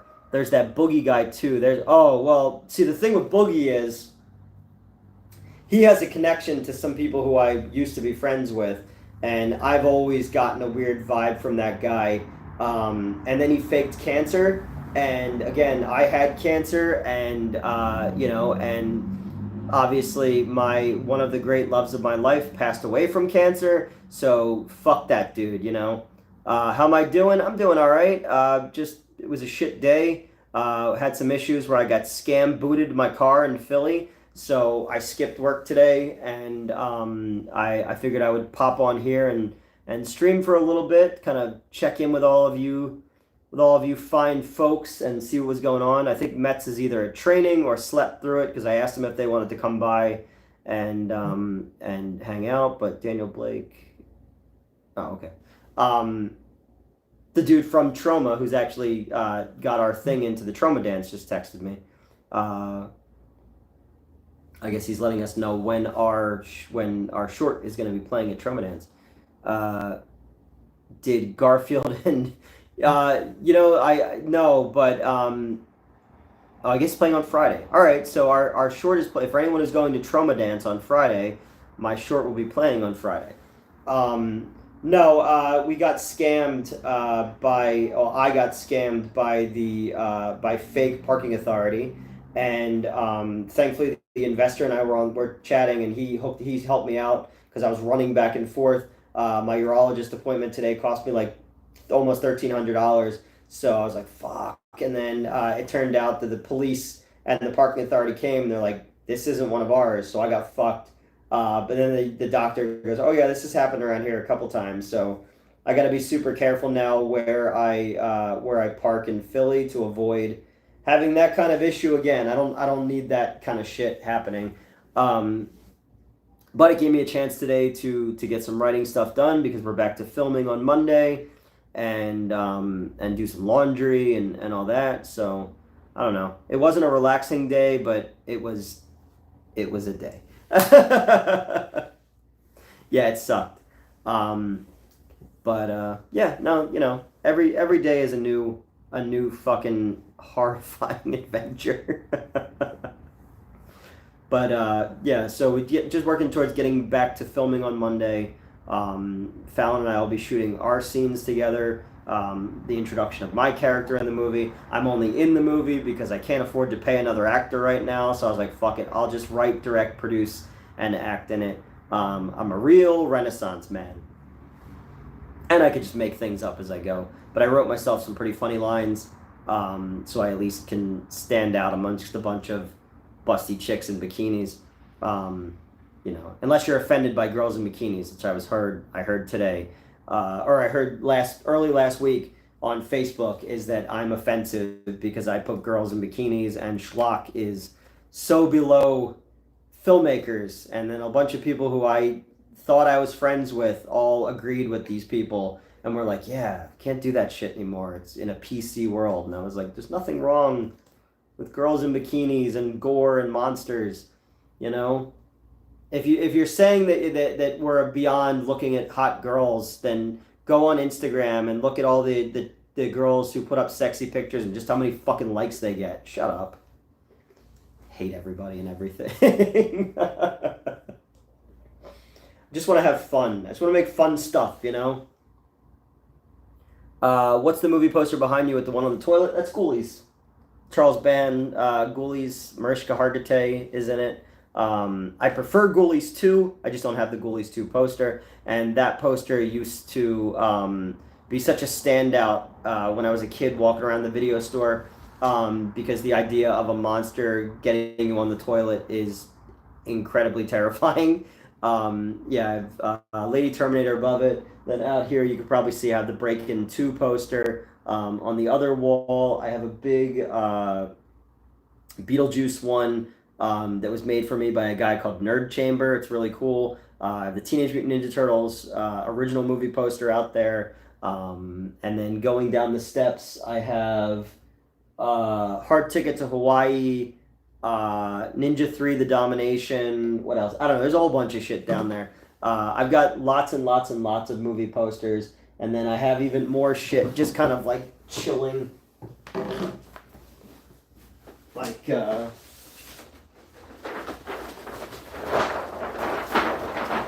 Mystery Science Theater 3000, the movie. Tales from the Crypt, Demon Knight, Dark Man.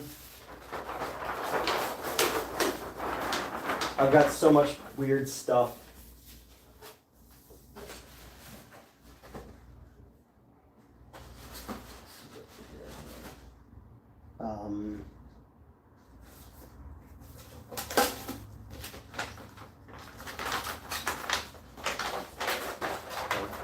Batman Returns, all kinds of stuff, and I sold off about 3,000 of them too. So, you know, I've got all the stuff that's framed, and then I've got rolls and rolls of the rolled ones, and then I've got boxes of what's this? This is Ghostbusters, Grindhouse. Oh, this is a cool one.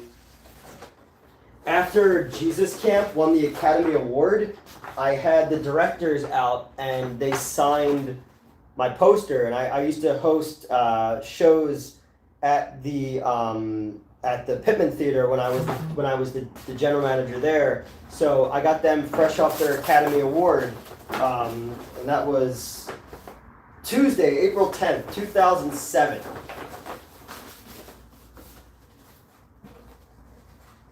I had I did an event for Street Trash. The director signed that one. I did a cool event of that one. I used to do a lot of neat shows back in the day, back when you could still show film and when I didn't have to answer to you know, corporate entities and stuff like that. I used to just kind of get to go and have fun doing weird film stuff. Let me check the chat and see what I missed while I was standing over there. Let's see. Hey, I didn't know you were on. What's up? You didn't miss anything. Breaking 3 starring Ray Gun. Let's do that one. Where do I get my posters? I ran movie theaters for 25 years, so I had all the stuff that would come to me from the theater. I just collected stuff. And then other things were like were gifts from people. Like the redhead gave fantastic gifts. She always gave me amazing, cool shit. I still have a lot of the posters she gave me. Other things I bought through private collectors or eBay and stuff like that. So you know, it's a little bit of everywhere. Or like you go to a show and you see something cool. Mets gave me a really cool Planet of the Vampires original poster. And just, you know, I frame stuff, and this stuff mostly stays the same only because it's the backdrop when we were shooting. But like the rest of the apartment, I tend to change things out just for whatever I feel like. Like my bedroom is all Italian horror movie posters, and I change those out periodically just because I like, you know, I'm never home, and I'm never, you know, I sleep there, that's it. But I do like just having something different to look at periodically. It makes me feel like I'm not stuck doing the exact same thing every day. But yeah, I used to host a lot of really cool shows back in the day and put them together, and yeah, I miss those days. I miss like running movie theaters like I used to. You know, it's weird just how much has changed since 2020 when I left Wayne. But thinking back on like how we were able to do things and how we were able to book movies, and there was no real oversight. It was just like, you know, it was kind of making a lot of stuff up as we go and all. Like I miss that. I miss that because now the theater that I'm a manager at, it's very corporate. You have to ask for permission from the home office for everything, and they take a lot of the thinking and the problem solving and the you know, the ability to change on the fly out of your hands. And I miss the old way, you know. And it's weird to think in 25 years the seismic change which has happened in that industry.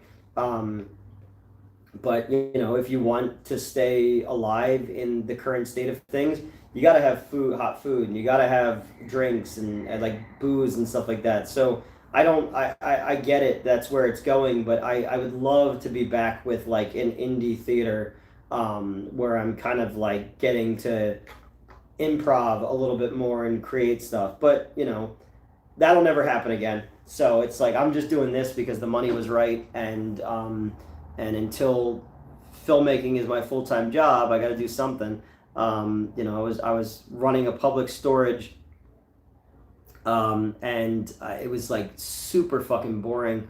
You're sitting there for 8 hours a day and you barely see another human being. I can't sit still, so I'd be out looking for things to do and like cleaning jobs or stocking jobs, something like that. And then the other managers of the other locations would say that I was trying to like make them look bad. So it became this like sewing circle thing. And I was just like, come on, man, I just don't want to fucking sit still for 8 hours. Like, you know, so I got out of there and you know, I was, yeah. Yeah, theater's almost going to be straight up food and beverage nowadays. Pretty much. I wish the money was for nothing and the chicks were for free. There are no chicks, you know? That's why I'm constantly lonely. Yeah, no, it's a different world now. You know, you can't do things the way you used to. Like, my buddy Joe Masher owns Bowtie Cinemas. And he's like, you know, if you came up to Albany, New York, you could have one of these theaters where you could do that kind of stuff. But if I moved to Albany... I don't know anybody up there, and like at least here, like I have friends, but also like then I couldn't do the film stuff the way that I wanted to. We couldn't be able to just at the drop of a hat just go to the studio and start creating something. So you know, if the film stuff wasn't happening, I'd have probably taken that gig. But right now, it's like I gotta be doing this so that I can do the other stuff as well. But I'm looking to move closer to the studio once. I get out of my lease here. So I've been actually looking at gigs up that way to kind of like be closer to the action and maybe take something where I don't need to be the manager. Like I have almost 30 years of management experience, so that's why I keep getting these jobs.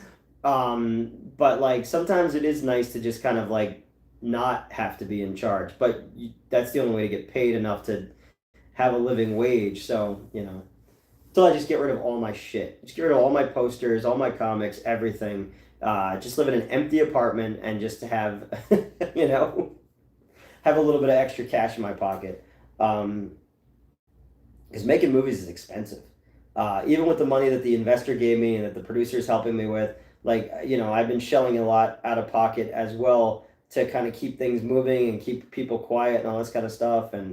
But if you want to do this shit, that's what you have to do. And then same thing with the comic book, you know, like put a lot of money into something and the producer I'm working with on this put even more money into it. And, you know, and the reason that it hasn't come out yet is just because we've had to change some of the likenesses of some people and also because there's 2 other Florida Man books that came out. So we have to adjust ours so that people don't say that I stole the idea, even though I put mine way out there when people were like, what the fuck is Florida Man? So nothing can ever just be easy. I just want once for something to be easy. Just be successful and easy, you know? Or if I get successful, I'd like to be easy. But yeah, I don't know. That's kind of where we are right now on things. 20 years, dude, I'll be living in a mansion in Vegas with no girlfriend at the age of 25 like Leo DiCaprio. I mean, that'd be all right, you know? I don't want... My biggest thing is if say I got successful tomorrow, all right? Do I love looking at like toys that are coming out and DVDs and all that kind of shit? Yes. Do I want that stuff? Not really. You know, my buddy my friend has a warehouse full of collectibles. He has every expensive sideshow collectible and all this shit, and it's just sitting in boxes, and he's like, yeah, I just like having it. He spent hundreds of thousands of dollars on this stuff.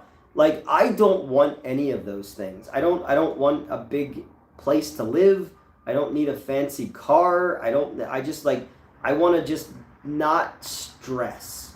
You know, I want to be able to, if I want to go back to Great Adventure tomorrow, I can and not have to worry about feeling guilty about it. You know, I want to be able to have the money where I could turn around tomorrow and say, we're going to shoot this tomorrow and be able to make it happen out of my own dime and not have to beg, borrow, and steal from people like I did for years.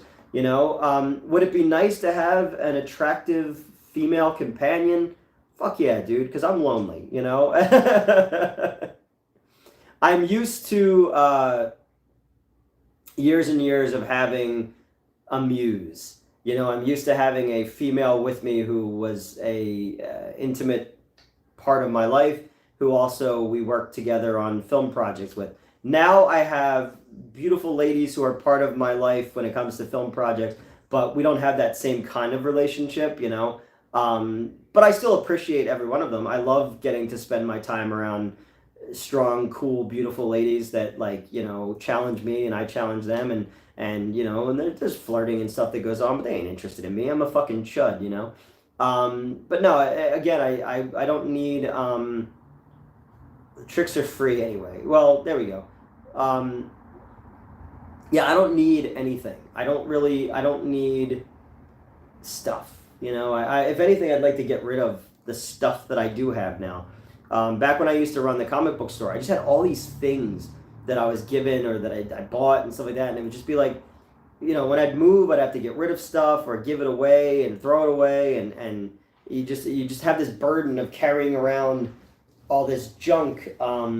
You know, are there things that I had to get rid of when I was broke that I'd love to buy back for sentimental value? Oh yeah, there's movie posters and comics and action figures I didn't have when I was a kid because we were lower middle class, you know. You know, one of the coolest thing that happened is when I lived over at my last apartment where I did the kitchen reviews. My neighbors were like 100 years old, and their son was a little bit older than me, and the township or the apartment complex I lived in, they weren't like salting the sidewalks. These people are gonna fall and break their fucking heads. So I went out and I salted the sidewalk for them the one night, and their son was like, "Hey, I've got a bunch. I looked in your window and you got all this film stuff and all. Do you want any of this stuff that I have?" So he gave me a Castle Grayskull. I never had that when I was a kid, and oh my god, I wanted a Castle Grayskull so bad. So now I have one, and it's cool. I keep it in my kitchen above my washer and dryer with like a bunch of my other collectibles and stuff like that. Race gave me a really cool Alex Ross Superman statue, which I really, really like, and and like I have a couple other like bigger collectibles I had from when I was a kid. But it would be cool to go back and get some of that shit that I didn't have when I was a kid. You know, like I'd love to get the Toy Biz Batcave again that I had when I was younger, where it's like Wayne Manor on one side and it's the Batcave on the other, and you put Bruce Wayne in the thing and Batman on the other side and you spin it. It's like you change his costume. There's like stuff like that that I'd love to buy back, or like some of the original. I had a bunch of all the original Ninja Turtles when I was a kid. I'd love to get some of that stuff back again. But you know, like for the most part, like I can't. I'd always feel bad if I spent money on something like that, because I'm always going to be like, oh my god, I'm going to need this money someday when someone else accuses me of plagiarism and my whole life falls apart again. So I'm always wary about buying things. Boglins, I love Boglins. I had one, and I left it at that job, and I never got it back. So I never got my Boglin back. I'm sure it got thrown away. But yes, I love the Boglins. I have a Boglin T-shirt. I have a Boglin pin. And you know, I wrote the screenplay. There was almost a Boglin movie, and Tim Clark and I wrote the screenplay together. Mark Polton wrote a segment as well, and it was going to be like a little kid version of Creepshow, based on the book of Bogology. I was super, super excited to be offered to even write that, and proud of my work on it. It didn't happen because The Dark Crystal failed, and Tim Clark shifted his attention back again. But that was exciting to get to write a toy that I was so in love with when I was a kid. So I have hope for James Gunn's Superman. Yeah, man, I'm always interested to see new interpretations. Obviously, I loved. I grew up on John Byrne's Superman. You know, his Man of Steel run is what inspired very much Zack Snyder's Superman. So that's the version that. How's it hanging? I'm all right. How are you, Stogie on Wheels? So that version, the Henry Cavill version that a lot of people didn't like, that spoke to me because that's the version that I grew up on. It's the same thing with Perez's Wonder Woman and Frank Miller's Batman. Like that's why that Nolan or that Snyderverse spoke so much to me, was because it hit a very, very specific time in my life when I was just getting into understanding the mythology of comic books. So when I got to see that version of those characters on the big screen, it really struck me. And I can understand. I understand why people don't like those movies. I understand why it's not their version of those characters. But to me, that was the version of those characters that made me fall in love with that era of comic books. And when it comes to Marvel, I was getting 60s and 70s issues in the 80s, because I had older uncles and stuff like that, and a grandfather who was big into comics. My dad hated them, so I was getting a lot of that stuff, and they were like ratty issues. But I was reading like Silver Age Marvel stuff while I was reading 80s, age DC stuff. So I had a very different, perception of both studios at that time. Hating comics, that's just sad. Yeah, my dad hates movies, hates comics. My mom too. My mom and dad went on a date to see Star Wars and got up and walked out. So me being like a nerdy kid, that probably was like, what? Like what? Batman, Ninja Turtles, what are we doing here? But yeah, because I grew up in that. I think I grew up in like the best era of pop culture. I came in towards like the tail end of He-Man, at the beginning of Ninja Turtles, at the prime time for Ghostbusters, at the prime time for 50 million fucking things. You had the Thundercats and the Sectars and all that stuff, and My Pet Monster and Mad Balls. I have a Mad Ball in my bathroom above my mirror. That kind of like kid horror stuff was really, really cool and fun. That's the stuff that I ate up when I was young. Like we had a RoboCop cartoon, we had a Police Academy cartoon for kids, we had a Rambo cartoon for kids. There was Toxic Crusader and stuff like that. That's why I pitched when I was still at the other company. That's why I pitched that video game. I was just like, there's so much you can do with this as a beat 'em up, and they took it and ran with it without me. But like I saw the vision for that and then had to explain to them why it would work. But that's the era of like, early to mid 80s to I'd say I probably kind of fell out of like all that stuff in like 94 when I went to 95 when I got to middle school, when I kind of changed my taste a little bit. But I'm still Rambo cartoon. Oh yeah, it was a Rambo cartoon. Rambo, Mr. T had a cartoon. There was Kenner alien figures. There was Kenner Predator figures. There was the RoboCop one was cool because they put caps in his back and he would pop the caps like it was gunshots. You should talk to Jim Sterling. They love Boglins. Oh, okay. I don't know who that is, but I also very much love Boglins. I had most of them when I was a kid. And like I said, just writing that screenplay was just so much fun because I so distinctly remember getting those boxes that looked like a crate, and they're just like so mysterious and exciting, Bruno the Kid with Bruce Willis, fuck yeah, or like Life with Louie, Camp Candy. Rosie O'Donnell had like a cartoon and a doll line. But yeah, I remember all that shit, man. Beetlejuice, you got a new Beetlejuice coming out. Beetlejuice cartoon was incredible. The Ghostbusters cartoon was fucking incredible. Like, they're just good storytelling. Michael J. Straczynski did a lot of those Ghostbusters scripts back in the day. Even the other Ghostbusters, the Filmation Ghostbusters, let's go Ghostbusters, let's go. I had like the Primeval action figure and was it Tracy the Gorilla?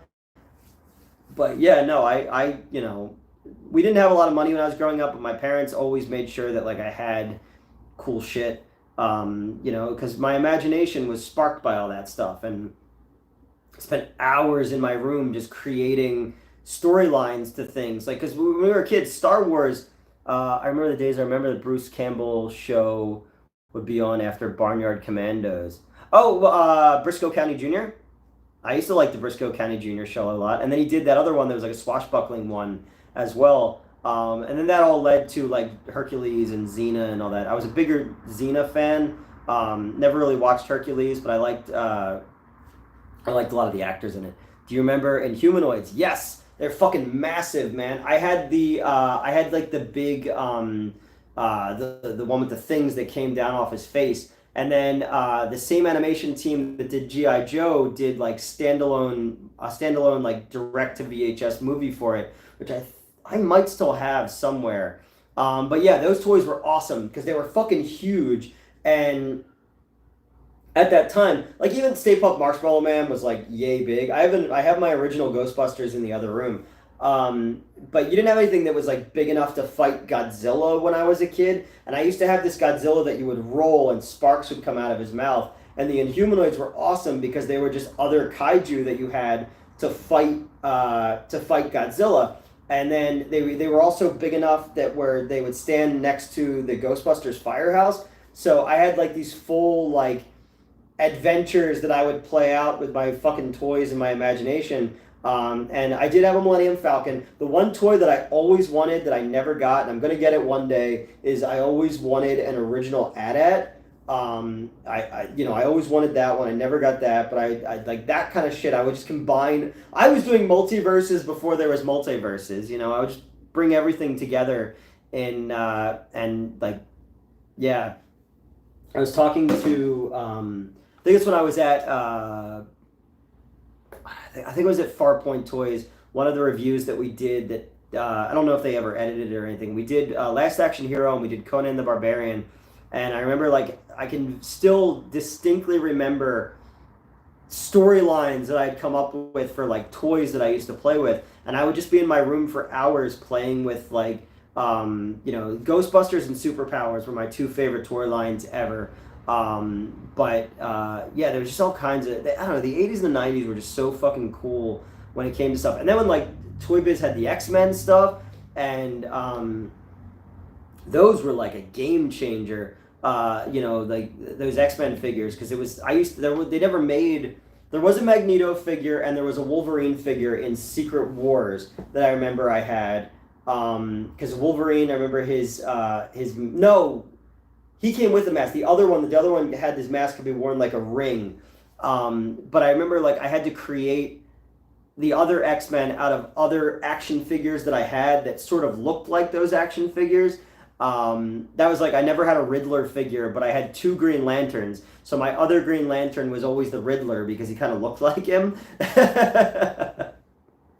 And then I had, they did like the Superpowers Robin figure, but then they did like the Tim Drake costume. So I remember I remember playing the death of Jason Todd when I was a kid. I was born in 93. We had awesome being a middle teen, early adult in the 90s, early 2000s. I remember the last action figure line that I really, really dug was in 93 was Jurassic Park. I remember having all the Jurassic Park figures. I remember having the raptors, you pull their legs back and they screech.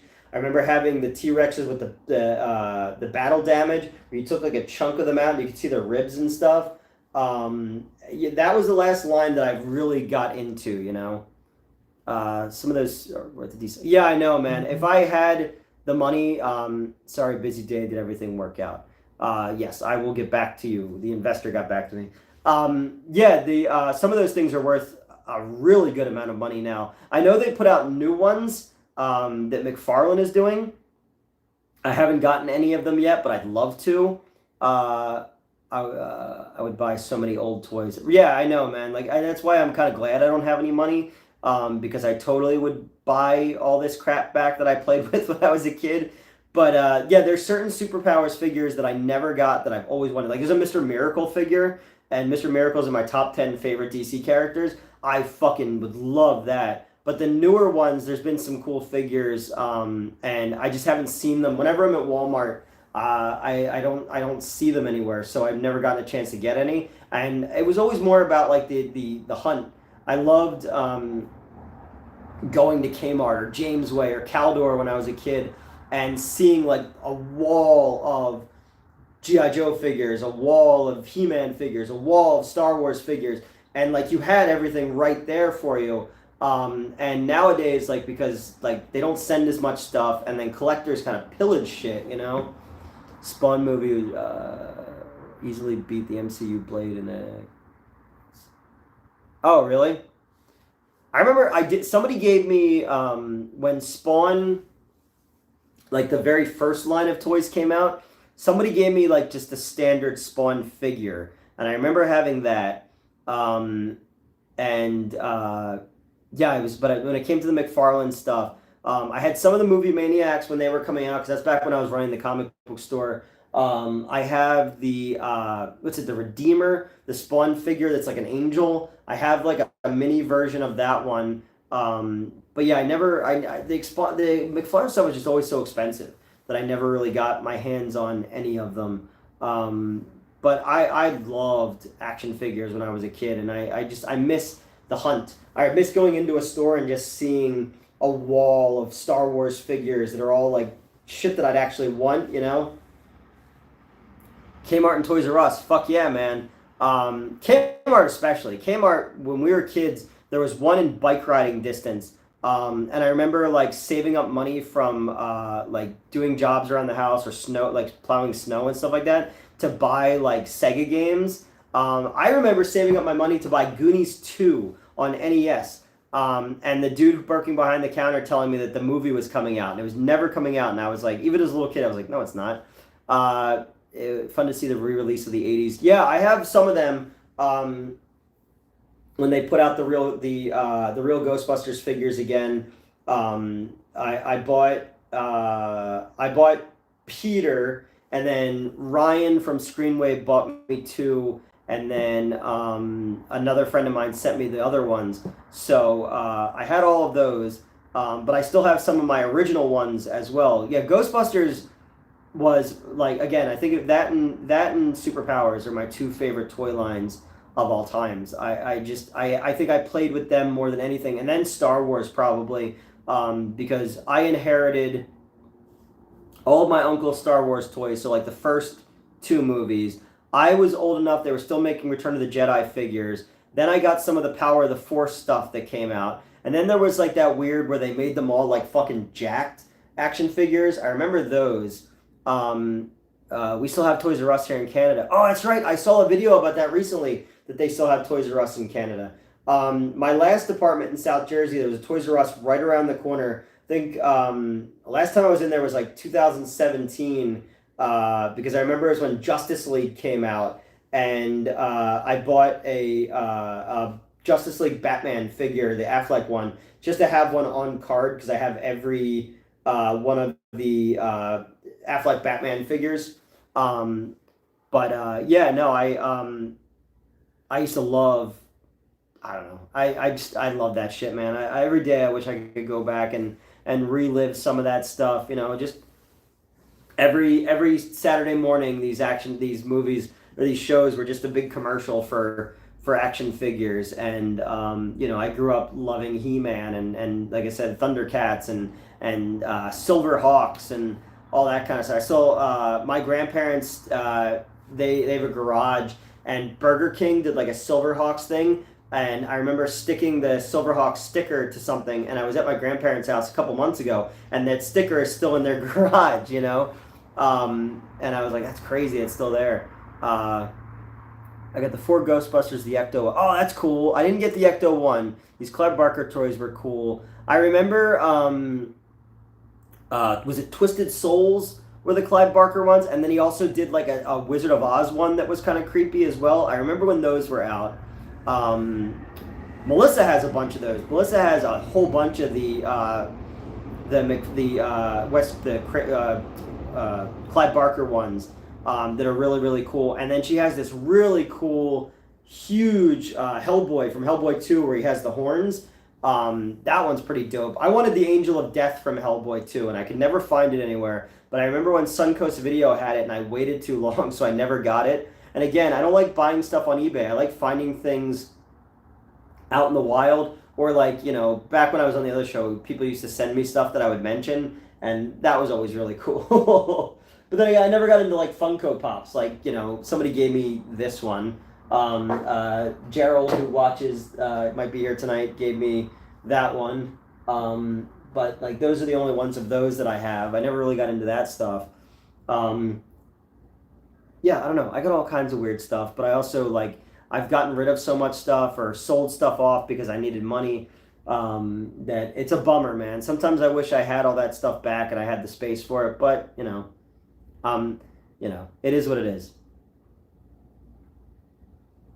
I remember the Egon with the helicopter. I had the proton pack. I had the trap. I had the goggles. I had the PKE meter. McFarlane Universal Monsters were cool. Yep, I remember those. I think the only one that I still have of the McFarlane. Oh, I have Ash, and I have the Darkness Falls Tooth Fairy, but then they changed the design when the movie got done. So I have the one still on card for the design they didn't use. I still think I have in a box somewhere. I still have some of the Puppet Master figures that they used to do with the Full Moon stuff, but that was because they were all like super cheap at Suncoast Video when they were going out of business. So I got a bunch of that shit for next to nothing. They also, I remember in the early 2000s, they did like porn star action figures that like you can make naked, and I remember we used to sell those at the store. It blows my mind when these Puppet Master figures came out. Yeah, man, it's funny that he tapped into the adult collector market, you know? Oh man, I just got into bed when you texted. All right, so Metz is not going to be part of tonight's thing. That's all right. We're not going to go too much longer anyway. Metz just texted me. That's all right. Metz is like a vampire. They're up all night. But yeah, no, it's crazy some of those adult figures that came out back in the day. But I remember those like, you know, the late 90s into the mid 2000s. That was like a way bigger thing. NECA makes Puppet Master figures recently, but they're so tiny. Oh, really? All right. I remember, was it NECA did the Killer Clowns from Outer Space ones? Those were cool. I got the Ash and the Crow still from the movie Maniacs. I remember I used to have the Norman Bates from the movie Maniacs. And then what are those ones? They're called like Toons. And they did like an Elvira one recently that I really wanted to grab, but I can't find it anywhere. That one looked really cool in like that animated style. They also did like the twins from The Shining. They did the Crimson Creep. We were being advertised to constantly and we didn't know it. That's all right. I was fine with that, you know, because it was cool shit, you know. The Toonie Terrors, I think they're called. All right, those are cool looking. The Ash one was really neat looking. I don't like Scream, so I've never really been a Ghostface guy. I know my buddy Cam is like a huge Ghostface guy, but the Elvira one was really cool, and they did a Vampira as well. I'd love to get a Vampira and a Tor Johnson. I'm gonna watch Friday the 13th, the TV show, Peacock, if it ever happens. I have a hard time believing that ever actually gets made. But it'd be cool if it did. I'm always down for more Freddy, more Jason, more Leatherface. You know, whenever you poo-poo it and you go like, oh, really? But I'm gonna watch it. You're gonna watch it. We all know we are, you know. But yeah, I'm fine being advertised to because it was dope ass shit, you know. Thanks a lot for sharing your time with us this evening, Newt. My first time catching a live stream. Oh well, thank you, dude. I know it wasn't more interesting. But the Chucky, yes, I do like the Chucky show. And the little terror things, whenever I see them, they're at Walmart. But they always just have the same exact figures. Well, I'm glad you joined us. Sorry it wasn't more interesting. Usually when Metz is here, we get a little bit more off topic and it's a little bit more fun. It's just me tonight, just kind of talking to you guys because I was lonely and bored. And I was like, let me see what my internet friends are up to. How sad is that? I'm the loneliest man in the world. And then to kind of explain to people what had happened with my car today and all that kind of stuff, you know. Oh, the PKE meter was great, except it never changed. It was always that sticker, and that always bothered me. I wanted like I was always catching the same ghost. But no, I had all that stuff. I had the Firehouse. I had the Ecto 1. I had Janine's car that turned into a fucking praying mantis. You know, Ghostbusters was so huge for me. Ghostbusters is probably like the reason that I like writing horror comedies so much, and the cartoon especially. That's why I liked the last one as much as I did. Was it felt more like the animated series, where it took the established lore and it kind of expanded it. And the Ghostbusters toys were cool. Like they had like a toilet that turned into a monster. They had a football player that had a monster grow out of his back. They had an old lady that could turn into a monster. You know, and then there was like the fucking like the Universal monster ones. Like there was like Frankenstein. It was like arms would go up, and there was the Hunchback would break his chains and stuff. The pool noodle things that you had for the proton pack, I pretty much lost them as soon as I got them. It's like capes with superheroes. You'd lose them like instantly, and you have to like mix and match heroes with other capes. That's why like all my Batman figures that were the blue costume would always wind up having the black cape. I always really enjoyed hearing about your ex-employee that was stuck in a rave culture that would come to work in the baby necklace. Oh, that was Black Justin. Never watched the Ghostbusters. Yeah, the cartoon was great. And the new movie I liked a lot. Actually, both new movies I liked a lot. But yeah, the dude with the baby with the light up pacifier almost got run over by a snowplow. Would get into his mom. He would get in fights with his mom on the theater phone because she wouldn't bring him Lunchables.